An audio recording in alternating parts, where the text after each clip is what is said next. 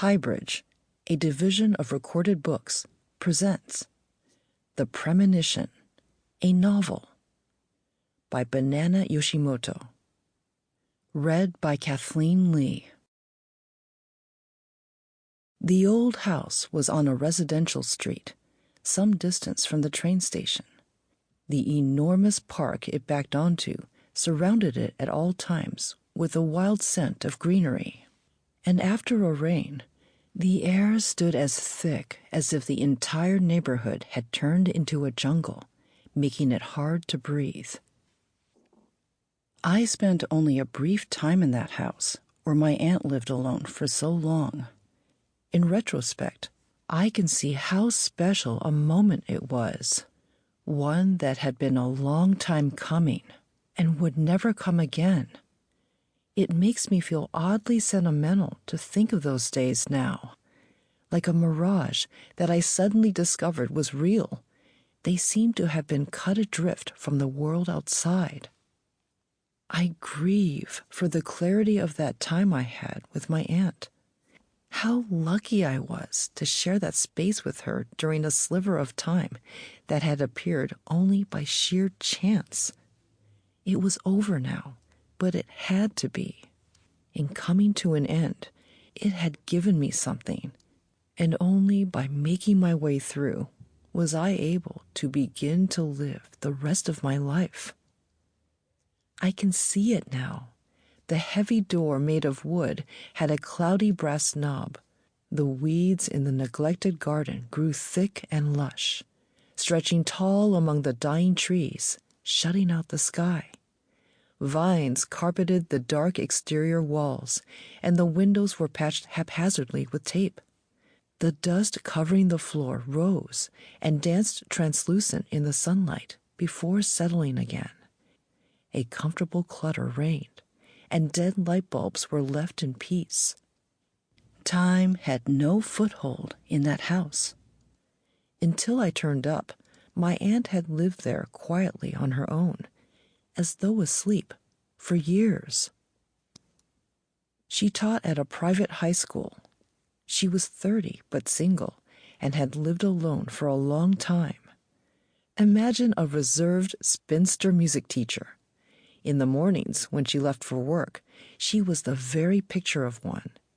Each day, she'd dress in a stiff mouse gray suit, tie her hair back with a plain black elastic, and go on her way through the morning haze, wearing no makeup and a pair of heels of an awkward height. You know the type. A woman who's hopelessly unfashionable, in spite of having an otherworldly kind of beauty. I could only suspect she was doing it on purpose, following a guide on how to disguise herself as a music teacher to whom no one would give a second glance. Because once she was home, doing nothing in particular, and dressed down in what seemed to be her pajamas, she transformed into an elegant stranger. My aunt lived the life of an eccentric. As soon as she came home from school, she took off her shoes and socks and changed into her pajamas. Left to her own devices, she would lounge around all day, trimming her nails and her split ends. She'd gaze absently out the window for hours, or lie down in the hallway and fall asleep. She left her books open half read and her laundry in the dryer. She ate when she got hungry and went to bed when she felt like it. Aside from her bedroom and the kitchen, the house didn't seem to have been cleaned in years. And when I first arrived, I spent all night battling the dust and grime to remedy the terrifyingly filthy state of the room my aunt gave me to stay in. Even then, she was unconcerned, and, instead of helping, spent hours baking a cake to welcome me. Every last thing she did was just as topsy-turvy. By the time I finished cleaning and we sat down to eat the cake, day was starting to light up the sky. It was like that with everything. In that household, none of the usual rules or routines of life seemed to exist. The reason these things still came across as somehow being virtues, I thought, was because my aunt was beautiful. She had pretty features, but in that sense, there were plenty of people more attractive than her. What made her beautiful to me was more like a specific mood whose tendrils pervaded everything, from the way she moved, to the way she passed her days, to the fleeting expressions that passed across her face when something happened. The feeling was so stubbornly consistent that it seemed unshakable, like something that would continue, untouched, all the way until the end of the world. It made her seem strangely beautiful no matter what she was doing. The vacant yet bright light she gave off filled the space around her. When she lowered her long eyelashes and rubbed her eyes sleepily, she was as dazzling to me as an angel. And when she sat on the floor with her legs sprawled carelessly in front of her, her slender ankles were as smooth and neat as a marble sculpture's. All of the space within the dilapidated old house seemed to ebb and flow along with her movements. That night, I had called her phone repeatedly, but she never picked up.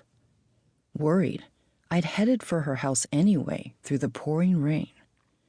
The greenery stood smoky in the dark, and somewhere in the suffocating night air was a hint of lonely freshness. The duffel bag on my shoulder weighed enough to make me stagger, but I walked on determinedly. It was a deep, black night. Leaving home was what I did when I had things to figure out. I'd take a trip without telling anyone where I was going, or go stay with friends. It always cleared my head, let me see things more clearly. My parents were angry with me the first few times, but by the time I was in high school, they'd given up on stopping me. So it wasn't out of character for me to come out on a whim like this, with no warning. The only thing I didn't completely understand was why, this time, I found myself heading to my aunt's house. She and I weren't close, and only really saw each other at big family gatherings. But for whatever reason, I'd always been very fond of my eccentric aunt, and there was also a small incident from the past that was still a secret just between the two of us. This was back when I was still in elementary school. The morning of my maternal grandfather's funeral, the sky was the kind of bright, cloudy midwinter sky that seemed to be ready to start snowing at any moment. I remember it clearly. I was under the covers, looking up at its diffuse brightness through the paper screen. The morning clothes I would wear to the funeral waited on a hanger beside the window. From time to time, I heard Mom's voice in the hallway catch with tears. She'd been on the phone all morning. I was still too young to understand much about death, but I was saddened by her grief. Among the calls, though, there'd been one where Mom had raised her voice suddenly before hanging up the receiver. "Wait, what? Yukino, that's not—" There was a silence before she said to herself, more quietly, "How could she?" Even half asleep, I understood immediately that my aunt wouldn't be coming to the funeral. I'd seen her at the wake the night before. Even then, she'd seemed to be on a different wavelength from everyone else. By far the youngest and quietest of Mom's siblings, she stood alone throughout and looked breathtaking the whole time. She must have been in her only morning outfit. I'd never seen her in formal clothes before. When Mom pointed out the dry cleaning tag hanging from the hem of her black dress and removed it for her, my aunt didn't seem at all embarrassed or even smile. She simply lowered her head just a little, painfully slowly. I'd been standing with my family, watching the line of guests, but my aunt captured my full attention. She had dark circles under her eyes, and her lips were pale, the funereal contrast of white and black making her look see-through like a ghost. A huge heater by the reception table outside the gate was spitting heat into the freezing cold darkness. Its roaring flames lent my aunt's cheeks a vigorous red glow. While everybody else kept busy through their sadness, greeting one another and dabbing at their eyes with handkerchiefs, she alone was still, as if she'd become part of the dark night. Empty-handed, adorned with a single strand of pearls, only her eyes shining with strength, reflecting the flames. She's holding back tears, I thought. She'd been the apple of my grandfather's eye and had been constantly on his mind, especially after she moved out. My grandparents' home wasn't far from hers, so they must have seen one another regularly. That was about as much as I knew then. But watching her standing there, gazing into the night, I could feel the depth of her sadness, like it was my own. Yes, it was easy for me to understand my aunt. Although she spoke rarely, the small gestures she made, the direction of her gaze, the way she turned her head, each of these seemed somehow to tell me whether she was glad, bored, angry. It always confused me when Mom and other relatives would talk about her, sounding both loving and baffled, and say, "There's no knowing what's going on in that head of hers." Why couldn't they see? And why was it so obvious to me? The next moment, my aunt suddenly burst into tears. What began as a few clear drops rolling down her cheeks soon turned to sobs, then full-on weeping. I alone had seen it coming. The people standing around were startled and quickly led her away. But they hadn't been watching. They'd been taken by surprise. I was the only one who had witnessed her. I felt the knowledge as a strange confidence inside me. All my aunt had told Mom that morning, before hanging up the phone, was that she was leaving. Mom called her back repeatedly, but she didn't pick up.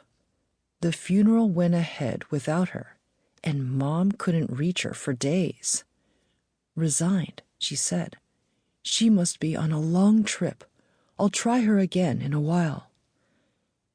I'd gone to my aunt's house the day after the funeral, convinced she was still at home. I'm impressed I managed it, given I was only 9 years old.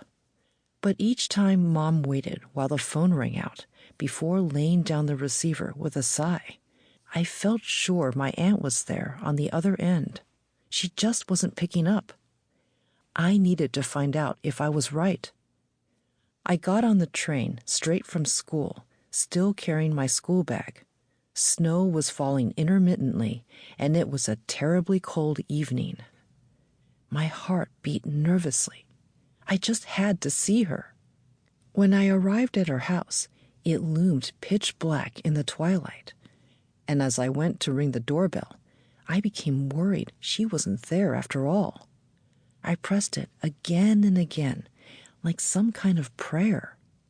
Eventually, there was a faint sound behind the door, and I knew she was there, standing wordlessly on the other side. "It's Yayoi," I said. The door opened with a clang, and my aunt, looking exhausted, stared down at me in disbelief. Her eyes were puffy and red. I knew she must have been alone in the dark house, crying. "How did you know?" my aunt said. With trepidation, I said, "I just did." It was all I could manage to say. "Come in. Don't tell your mom," she said, giving me a small smile. She was wearing white pajamas. It was my first time visiting her on my own, and the inside of her cluttered house seemed lonely and cold. She took me to her bedroom upstairs. It must have been the only room in the house with a heater in it. There was also a large black piano. She kicked aside various things on the floor to make space for a cushion. She said, Sit here. I'll go get something to drink," and went downstairs. It was sleeting now outside the window, and I could hear the ice hitting the panes. I was astonished by how dark and quietly night seemed to arrive in her neighborhood. I couldn't imagine living all alone in a place like this. I started to feel uneasy. Frankly, I wanted to go home, except my aunt came back up the stairs, saying, "Yayoi, are you okay with Calpico?" And her puffy eyes made me feel so sorry for her that I just nodded and took the cup of hot Calpico she held out to me. She went and perched on the bed, which was the only place left in the room to sit. Then, really smiling for the first time, she said, "I just skipped school and stayed in bed." I finally felt myself relax. I didn't know why my aunt had moved out of my grandparents' place to live in a run-down place like this. I felt like now that my grandfather was gone, she was truly alone. And because she was treating me like my own person, even though I was just a kid, there was something I wanted her to know. "Did your mom say I was on a trip?" "Yeah." "Don't tell her I'm still here. I don't want to talk to any grown-ups. I can't handle it. You know what I mean?" "Yeah." My aunt was at music college then. Her shelves were laden with books of sheet music, and one stood open on the music stand on the piano. A messy pile of ruled paper was on her desk, lit by a lamp. "Were you practicing?" I said. "Nope." She smiled and looked at the open music. "I just left it out. See how dusty it is?" She stood up and walked quietly over to the glossy piano. Brushing a layer of dust off the keyboard lid, she opened it and sat down on the chair. "Shall I play you something?" The room at nightfall was as quiet as eternity. I nodded, and without looking at the music, she started playing something soft. As soon as she sat in front of the keys, her back seemed to grow tall, and I watched her in profile as her head followed her fingers confidently. The tone of the piano and the sounds of the wind and the sleet outside combined into a strange atmosphere, almost as if I were in some other country. For that moment, I was in a dream. I forgot that my grandfather was gone, that my aunt was grieving, and simply opened myself to the sounds that filled the room. When the piece was over, my aunt let out a breath and said, "It's been a while since I played." She closed the lid and turned to me with a smile. "Are you hungry? Shall we order something?" "No, I have to get home. They don't know I'm here," I said. "Good point," she said, nodding. "Do you know the way back to the station? I'm not dressed." "Yeah." I got up. Out in the hallway and down the stairs, the harsh cold seemed to bite into me. "See you," I said, putting my shoes on. There was so much I'd wanted to say, but once face to face with my aunt in her desolate house, I hadn't been able to tell her any of it, and that made me feel terribly discouraged. Still, I'd done my best. I just stepped out of the front door when she called out to me. "Yayoi," she said, in a quiet voice. It had a kind of echo to it. I turned and looked at her. I could tell she was going to stay up all night in her dimly lit room. I felt that by coming here and then leaving again, I was making her even more alone. With the hallway light at her back, her bare feet were the only part of her I could see clearly. There seemed to be a strange light in her eyes. They held back a deep gleam, like she was looking at something in the far distance, like there was something she wanted to say. "Yayoi," she said with a small smile. "Good seeing you." "Yeah," I said. I felt pretty sure she understood why I'd come to see her. I waved and left. hurrying back through the freezing dark. When I got home, Mom gave me an earful and demanded to know where I'd been, but I didn't tell. It felt like a secret I had to keep. All these years, I'd kept my memory of that brief visit to my aunt's house safe somewhere deep inside my chest. The distinctive color of the air there, and how even time seemed to slow down in her presence. Now it seemed to come rushing back to me in a rush of nostalgia, more strongly and more vividly than ever. Soon the white walls of my aunt's house appeared from between the trees, and I could see a light through a window. She was home. I breathed a sigh of relief. I walked up to the house, pushed open the squealing, rusty gate laden with darkly sparkling raindrops, and rang the doorbell. Nervously, I listened to her footsteps approach slowly from inside the house. Behind the door, she stopped and said, "Who is it?" "It's me, Yayoi," I said, and the door opened with a clang. Seeing me, she smiled and said, "It's been a while."